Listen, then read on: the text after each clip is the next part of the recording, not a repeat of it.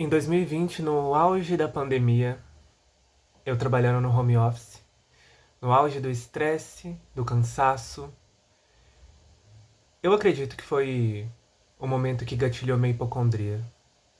Assim, eu não posso dizer que isso começou ali, ou que começou bem antes, mas é a primeira memória que eu tenho de um momento de pânico tão grande por conta de uma paranoia. Era 2020, tava no auge da pandemia. Eu lembro dos detalhes porque, olhando pra trás, parece uma coisa tão boba e tão simples, mas que pra mim naquele momento fazia tanto sentido, era tão real, que pensando sobre isso eu consigo perceber como a nossa mente ela pode ser destrutiva, do mesmo tamanho que pode ser construtiva. Alguns de vocês podem não conhecer as cantoras, na verdade rappers, que é a Cardi B e a Megan Thee Stallion. Na época elas haviam lançado o single WAP, que ficou muito famoso, que estourou muito por conta do conteúdo explícito. E a capa desse single era ambas de costa uma para outra, mostrando a língua. E eu reparei que a língua de ambas era muito rosa, era muito rosinha, muito clara, muito limpa. E por algum motivo que eu não faço ideia, mas que também não precisa ter um motivo, eu decidi comparar a minha língua com a delas. E nessa época eu tinha reparado que meu braço estava surgindo algumas bolinhas vermelhas, mas que não tinha muito sentido pra mim. Tanto que essas bolinhas, que é queratose pilar, eu já até falei nesse canal algum tempo atrás. Mas na época eu não fazia nem ideia do que era. Eu fui no espelho do banheiro, olhei minha língua e percebi que ela estava um pouco embranquecida. E como sou muito curioso, decidi jogar no Google. E uma característica que as pessoas que eu conheci que têm hipocondria possuem é o fato de sempre estarem pesquisando a respeito. E pesquisar é benéfico, mas pode ser muito destrutivo, porque infelizmente a internet ela tá cheia de informações. E quando você tá num nível de paranoia como o meu, você não filtra essas informações. E aí, pesquisando no Google, eu joguei as duas informações que estavam mais chamativas no meu corpo, que eram a língua branca e eram as bolinhas vermelhas. E naquele momento apareceu sífilis, HIV, câncer e várias outras doenças.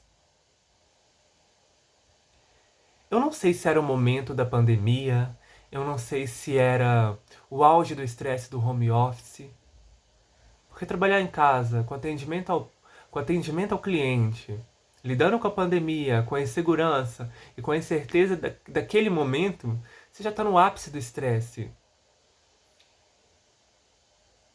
E eu tive um ataque de pânico. No mesmo momento, eu fui no posto de saúde perto de casa, mediram minha pressão, o lugar estava totalmente vazio, era por volta de 2, 2h30. Minha pressão estava 17/4. Me levaram na hora para fazer um eletrocardiograma. Fiz, até então normal. Fui para consulta com o médico, expliquei para ele a situação. E a pergunta que ele me fez foi: você usou alguma substância, alguma droga? Eu falei: não, não usei. Ele deu um sorriso de canto de rosto, como se tudo bem, mas que preocupação é essa? Como se ele dissesse isso com o olhar dele. Voltei para casa, na minha paranoia total. Fui pesquisando, fui buscando acontecimentos no meu passado que poderiam me dizer, justificar tudo isso. E assim, quem não tem hipocondria vai ver esse vídeo e vai falar assim: nossa, que falta de tempo, como essa pessoa é maluca, paranoica. Hoje, eu não vou dizer que eu estou livre desse problema, mas realmente, olhando para trás, é uma paranoia. Com isso, eu entrei num estado de hipervigilância sobre meu corpo, sobre minhas ações, sobre tudo ao meu respeito. Eu gastei dinheiro, gastei tempo, gastei energia. E com essas pesquisas constantes no Google, foram me aparecendo diversas informações. Desde, igual eu falei antes, sífilis, HIV, câncer. Comecei a buscar no meu passado possíveis experiências de sexo sem proteção, possíveis experiências de contaminação por terceiras vias. E na minha cabeça tudo era possível. Era possível sim que tinha acontecido. Era possível sim que eu estava mal. Para vocês terem noção, eu comprei remédio para candidíase oral e tava tomando. Eu tomei fluconazol porque eu achei que era fungo. Eu escovava minha língua, esfregava, eu tirei fotos, eu tirava fotos para comparar a melhoria. Isso perdurou por um bom tempo, de 2020 até 2021. Eu cismei com diversas situações. Eu fazia testes rápidos de HIV. Eu fazia exames de sangue. Todos eles me dizendo que eu estava bem. Mas na minha cabeça, tinha dado alguma coisa errada no laboratório. Tinha dado alguma coisa errada no teste. Eu tinha feito alguma coisa errada. Era como se eu precisasse, por algum motivo, de ter um problema. Isso só acabou quando, em setembro de 2021, eu decidi fazer um check-up completo. Completo. Com exame de sífilis, HIV, fiz exame de hepatite, fiz diversos tipos de exames. Passei por uma consulta, o médico me acalmou, me disse que eu estava bem, que eu estava saudável. Passou-se alguns meses, e para vocês terem noção de como é uma coisa difícil de lidar, eu comecei a perceber que na minha vista tinha algumas manchinhas se movendo. E lá fui eu pesquisar, para entender o que era, o que poderia ser. Me apareceu diversos tipos de doença, descolamento de retina, me apareceu uveíte. Eu conheço os termos porque eu pesquisei, eu sabia o que era. E eu sempre tentava encontrar uma maneira de correlacionar a mim. Eu gastei dinheiro com mapeamento de retina. Eu gastei dinheiro com vários exames oftalmológicos. E quando eu fiz e não deu nada, quando eu passava por aquele processo de sofrimento, de me martirizar, quando eu passava por isso, e realmente, depois de meses eu percebi que não tinha nada, aí sim eu me tranquilizava. Para depois ficar paranoico com outra coisa. Logo em seguida foi uma paranoia com o coração. Eu percebi que meu coração estava palpitando muito. Provavelmente por conta da ansiedade. Mas na minha cabeça eu tinha algum problema. Fiz eletrocardiograma. Fiz novamente mais exames. Comecei a tomar propranolol por conta de tremor essencial e por conta das palpitações. Quando eu passei por essa saga de novo, por conta do sofrimento do possível problema de coração, foi aí que eu me desencanei desse problema. Para depois ficar paranoico com outra coisa.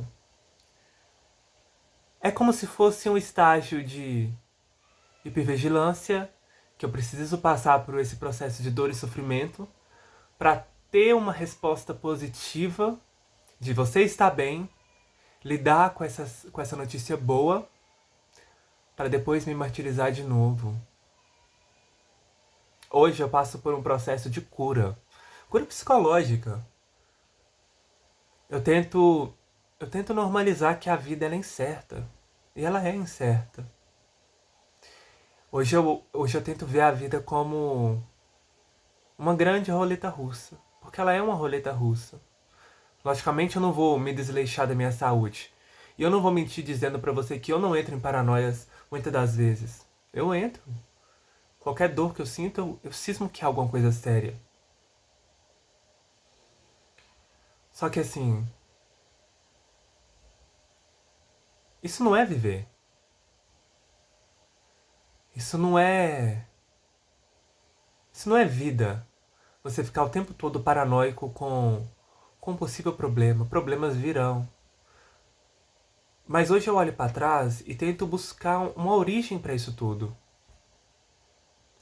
Eu perdi minha mãe com 11 anos. Eu vi ela batalhando contra o câncer de mama, onde ela melhorou, fez o tratamento, depois descobriu uma metástase, onde ela fez o tratamento de radioterapia, de quimioterapia. Quando ela estava no estágio da quimioterapia na Santa Casa, ela veio a falecer. Eu olho para trás e tento identificar situações que me fizeram a ficar tão hipervigilante com a minha saúde. Aí também olho para trás e vejo minha relação conturbada com a minha madrasta, com o fanatismo religioso dela e da minha família, onde sempre teve aquele julgamento de se você sair da igreja, se você abandonar Deus, você vai ser castigado. E aí eu relaciono a isso o fato de que eu não quero depender deles. Eu não quero passar por aquele olhar de julgamento de eu te avisei, tá vendo? E talvez essa hipervigilância seja uma maneira de eu tentar lidar com esses possíveis traumas. Só que assim, não dá pra viver assim.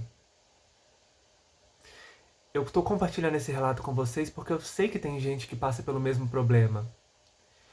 E o conselho que eu dou é: não é tão ruim quanto você imagina. E mesmo que seja ruim, o que você vai fazer? Você vai entrar em pânico por conta de uma possível doença, de um possível problema? O que eu tiro de positivo disso tudo, se é que há algo positivo, é a paciência que eu desenvolvi. A maneira como eu aprendi a lidar com o luto invisível.